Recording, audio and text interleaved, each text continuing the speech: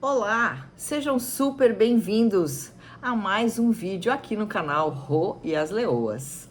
Como eu falei para vocês, esse canal eu fiz para falar sobre assuntos que envolvem mulheres acima dos 35, 40, mulheres na menopausa, mulheres que estão enfrentando esse processo, mulheres que estão fazendo reposição hormonal, mulheres que estão cabisbaixa, com ansiedade, depressão, tudo isso.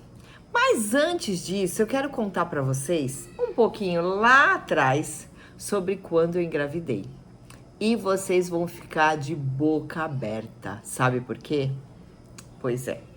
Há 35 anos atrás, eu, Rosângela, engravidava virgem. É isso que vocês ouviram. Eu engravidei sem ter relações sexuais. É isso aí. Hoje, quando a gente fala nesse assunto, engravidou e não sabia o que estava fazendo, a gente meio que fala, tá fazendo uma onda, né? Mas há 35 anos atrás, eu, filha de mãe cristã, daquela que casou virgem aos 19 anos, minha mãe, a vida sexual dela começou depois do casamento. Teve um marido até ele falecer. Então, o que acontece? A criação dela era que só se tinha relação sexual depois do casamento. Só que, ao mesmo tempo, Rosângela começou a namorar muito cedo. E a minha mãe, pra não deixar eu namorar na rua, porque sabia que a bichinha era danada, é isso mesmo, Rosângela sempre foi danada. Quem nunca atira a primeira pedra? Pois é, Rosângela, com 13 para 14 anos, já começou a flertar. O senhor Marco Antônio, pai do filhote, Marcos Vinícius. E a minha mãe, a criação dela era que eu não namorasse tão cedo. Porém, ela sabia que eu já estava paquerando a pessoa. Então, o que ela preferiu? Que eu namorasse dentro de casa, para correr menos risco de ficar exposta à rua. E ela preferia estar, como toda mãe, embaixo das asas.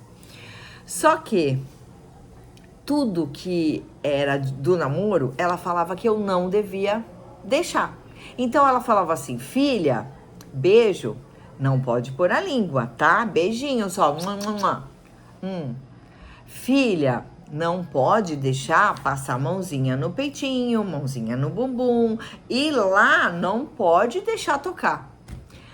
Mas ninguém avisou para ela que quando se fala não, aguça uns neurônios do adolescente, principalmente aquele adolescente que nunca teve uma conversa sobre sexo, que nunca viu a mãe e o pai tendo uma intimidade maior. O que eu via da mãe e do pai era ir dormir e fechava a porta, né? Então, eu digo até essa idade, né? Até eu ter 13, 14. Então, tudo que ela falava não, isso me aguçava. Me aguçava. O pai do meu filho, na época, ele tinha 21. E ele começou a frequentar minha casa cada vez mais. A minha mãe achava que por nós estarmos namorando dentro de casa, tava tudo certo. Só que aí ela começou a confiar, né? Na filha, no genro. E ela começou a ir para a igreja e deixava a filha em casa. Tudo que ela falava não me aguçava a saber como seria. Então, o não beijar de língua virou um delírio, quero saber como é. O não deixar pôr a mão ali e aqui virou uma coisa, né? E até que no fervor da relação e começamos a ter carícias um pouco mais ousadas, vamos dizer assim. Então foi muito engraçado, porque eu morava com a minha mãe, claro, e nós tínhamos absorventes no mesmo lugar no armário. Ficava tudo um do ladinho do outro. E, como todo mundo sabe, quando tem mais que uma mulher dentro de casa, todas as mulheres começam a menstruar na mesma época. Isso é animal, não tem como explicar. toda mulher menstrua junto. Se tiver 3 irmãs, as 3 vão menstruar perto uma da outra. É incrível.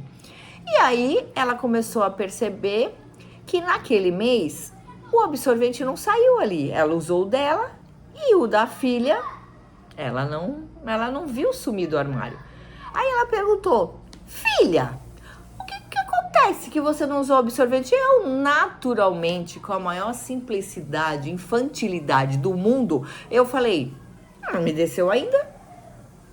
Passou 10 dias, passou 15. Quando ia fechar o mês, ela falou assim: me diz uma coisa, você não menstruou ainda? Eu falei: não. Tá. Ela não falou nada e eu achei que era normal não menstruar e vamos para adiante.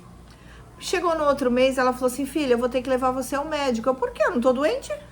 Gente, é muito engraçado hoje, com toda a tecnologia, com toda a conversa, com tudo muito claro. Parece até que esse assunto é um assunto mentiroso. Parece que eu tô contando a história de outra pessoa, mas não é a minha história mesmo. E aí, o que acontece? Nessas brincadeiras que eu tinha com ele, meu pensamento, olha isso, não sei de onde eu tirei isso, mas eu achava que o meu pensamento, para eu engravidar e para minha mãe achar ruim comigo, eu não podia deixar penetrar. Mas eu, adorava a brincadeira. Então, não entrava, eu achava que estava tudo bem. E aí, teve um determinado dia que uma tia minha chegou e nós estávamos nessa brincadeirinha. Eu rapidamente arrumei a roupa e atendi minha tia. Logo minha tia foi embora, eu fui tomar banho. Eu comentei assim com o pai do meu filho: que engraçado, quando eu fui tomar banho, tinha uma determinada coisa parecendo uma clara de ovo. Sabe o que ele fala pra mim? Imagina, isso aí é normal quando se namora. E aí eu continuei o namoro normal, né? Aí quando a minha mãe falou que ia marcar médico, natural pra mim ir no médico, fomos. O médico chega e fala assim pra mim: eu vou ter que examinar você, porque você já tá uma mocinha, você tá namorando, você precisa... O médico já estava desconfiado, pela minha mãe já ter contado pra ele que eu estava sem menstruar. Só que gente, eu não preciso jurar, porque isso aconteceu comigo. Eu não sabia o que tinha acontecido. E aí o médico examinou, eu lembro que ele não colocou aquele aparelho bico de pato, né? Tem outro nome, mas eu tô falando o nome normal, nome que toda mulher usa. Simplesmente ele me olhou, ainda usava, antigamente, aquelas luzes aqui na testa, né? Eu tremia que nem uma vara verde. E ele vira pra minha mãe e fala... depois, do exame, ele vira pra minha mãe e fala: a sua filha vai ter que ter relações sexuais, porque a sua filha está menstruada. Ai, meu Deus, sua filha está grávida. Aí eu tô o quê? Você tá louco? Não estou, não. Ele pediu pra minha mãe sair da sala, pra minha mãe beber água, porque minha mãe ficou muito nervosa na hora. E ele pegou uma vagina de plástico e mostrou aonde era o ímen e falou que eu ainda tinha. E que aquele ímen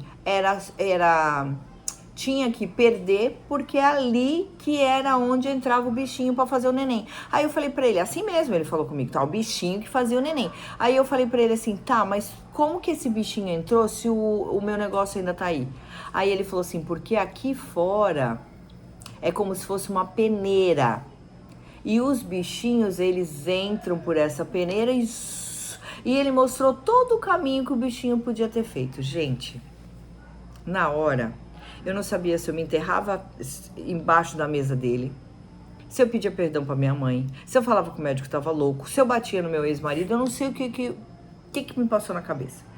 Eu sei que eu simplesmente estava grávida, virgem, sem ter relação sexual, e o meu pai trabalhava de barco. Ele estava pra fora. E eu sempre amei muito meu pai, mas eu tinha medo da minha mãe, mas o meu pai eu pelava de medo. Mas eu vou deixar o final dessa história para outro vídeo. Mas eu, Rosângela, engravidei virgem. Não é mentira, essa é a minha história. Respeita a minha história. Se aconteceu com alguém que você conhece, conta pra mim. Se aconteceu com você, conta pra mim. Se você tem a minha idade, 50 para mais, com certeza você conhece alguém que na época a mãe não falava sobre sexo, que se esfregou lá com o namorado e engravidou.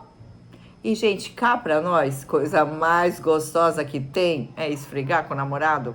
Só que ninguém contou que nessa esfregação podia vir um bebê, podia vir uma gravidez. Mas no outro vídeo eu conto pra vocês o que aconteceu.